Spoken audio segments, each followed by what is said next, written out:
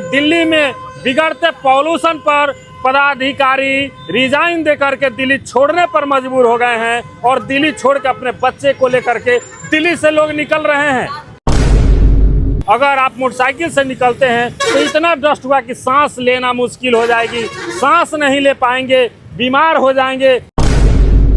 पानी पाटते नहीं के परेशानी वही है। पानी नहीं पाटा, गाड़ी आ रहा है, डस्ट है। कितना घंटा ड्यूटी करते हैं? 8 घंटा। 8 घंटा।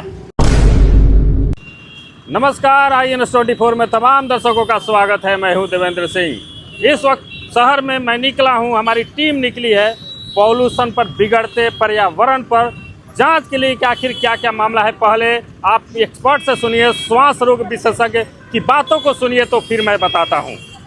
सड़क पे गाड़ियाँ चलती हैं, उनके द्वारा जो ये डस्ट काफ़ी जो हवा में उड़ता है, उसका भी सही तरीके से उपाय होना चाहिए। जैसे पानी का छिड़काव होना, ताकि वो डस्ट धूल जो है हवा में, वो कण जो है वो हवा में ना जाए, जिससे जो सांस की बीमारी जिनको ऑलरेडी है, या फिर जो पोल्यूशन की वजह से समस्याएं, जो खांसी है, गले में खराश है, सांस फूलना है, ऐसी समस्याओं को कंट्रोल में लाया जा सकता है। तो इस चीज़ का भी सही तरीके से उपचार या उपाय होना चाहिए। देखिए, इसके ना पोल्यूशन के, एयर पोल्यूशन का ना शॉर्ट टर्म में भी अपना एक इमीडिएट जो प्रॉब्लम्स हैं, और लॉन्ग टर्म में भी इसके अपने प्रॉब्लम्स हैं। शॉर्ट टर्म में जैसे ना लोगों को अभी भी आप देखते होंगे, या जैसे बहुत सारे मरीज़ हमारे OPD में आते हैं, जिनमें ऐसे बोलते हैं कि हमारे जब भी हम जाते हैं आजकल बाहर, तो एक तो आँखों में जलन, गले में खराश, खांसी है जो जा नहीं रही है, सूखी खांसी आ रही है, जा नहीं रही, या सांस का फूलना, ऐसी समस्याएं हो सकती हैं। और सर दर्द, चक्कर आना भी एक एयर पोल्यूशन का शॉर्ट प्रॉब्लम्स है। लॉन्ग टर्म में जो प्री एग्जिस्टिंग लंग डिजीज़ है, जैसे जो एस्थमा के पेशेंट्स हैं, COPD के पेशेंट्स हैं, या जो कार्डियक पेशेंट्स हैं, उनमें इन सब चीज़ों का एक्सर्बेशन होता है, मतलब उन चीज़ों का अटैक आता है, पेशेंट को उस चीज़ों में परेशानी होती है। ये पोल्यूशन लॉन्ग टर्म में भी कार्डियक डिजीज़, स्ट्रोक जैसे खतरे को भी बढ़ाता है। अगर लॉन्ग टर्म एक्सपोजर की बात करें तो सबसे बड़ा रिस्क, जो जैसे मैंने बताया कि कार्डियक डिजीज़ और स्ट्रोक और इन सब चीज़ों से जान जाती ही है, बट अगर बड़े पैमाने पर देखें तो ये है कि लंग कैंसर होने का भी खतरा होता है बिकॉज ऑफ एयर पोल्यूशन। बचाव के लिए हम ये कोशिश कर सकते हैं कि प्रॉपर तरीके से जो है सरकार द्वारा भी पोल्यूशन जो गाड़ियों का है वो उसकी जांच होनी चाहिए, पोल्यूशन सर्टिफिकेशन पे ध्यान देना चाहिए। इंडोर पोल्यूशन को हम जितना हो सके उसको हमें डिस्करेज करना चाहिए, जैसे कि घर में धुआं करना, आग तापना, ये सब चीज़ें करना हमें थोड़ा कम करना चाहिए। जो कूड़ा हम जलाते हैं उसको हमें प्रमोट नहीं करना चाहिए, उसका डिस्पोजल करने का हमें सही तरीका सुनिश्चित करना चाहिए। और दूसरी बात है कि जितना भी हो सके हमें पब्लिक ट्रांसपोर्ट का यूज़ करना चाहिए, और यही सब चीज़ें कर सकते हैं। आप सब देख रहे हैं, मैं पूर्वी चंपारण में छतौनी में हूँ। यहाँ पे ओवर ब्रिज का लगातार 1-2 साल से काम चल रहे हैं, लेकिन काम अभी फाइनल नहीं हुआ है। अक्सर मैंने पर्यावरण बिगड़ते पर बात करने के लिए मैं हूँ। अक्सर देखा गया कि दिल्ली में बिगड़ते पॉल्यूशन पर पदाधिकारी रिजाइन देकर के दिल्ली छोड़ने पर मजबूर हो गए हैं और दिल्ली छोड़ के अपने बच्चे को लेकर के दिल्ली से लोग निकल रहे हैं। वही हालात बिहार के लगभग तमाम शहरों में पर्यावरण बिगड़ चुका है और बिगड़ गया है। आखिर इसका जिम्मेवार कौन है? आप बताइए कि यहाँ पे काम लगातार देख रहे हैं चल रहा है यहाँ कई सालों से, लेकिन यहाँ डस्ट लगातार आप एक निकल सकते हैं। अगर आप मोटरसाइकिल से निकलते हैं तो इतना डस्ट हुआ कि सांस लेना मुश्किल हो जाएगी, सांस नहीं ले पाएंगे, बीमार हो जाएंगे। अभी अधिकतर देखा गया कि खांसी लोगों को ठीक नहीं होता है, ये डस्ट के वजह से। ये बहुत सारी समस्याएं हैं। आखिर जिम्मेवार कौन है? हमारे नेताजी तो बंद गाड़ी से निकलते होंगे, हमारे मंत्री जी तो AC गाड़ी से निकलते होंगे, स्थानीय विधायक या यहाँ रोड से गुजरने वाले हैं या मुख्यमंत्री हो, वो तो बंद गाड़ी और AC में निकलते हैं। फिर इस डस्ट से उनको क्या मतलब? इस डस्ट से वो गरीब जो चलते हुए राहगीर इस डस्ट से परेशान हैं। यहाँ वेंडर बेचने वाले लोग परेशान हैं, आए दिन यह सामना कर रहे हैं डस्टों से।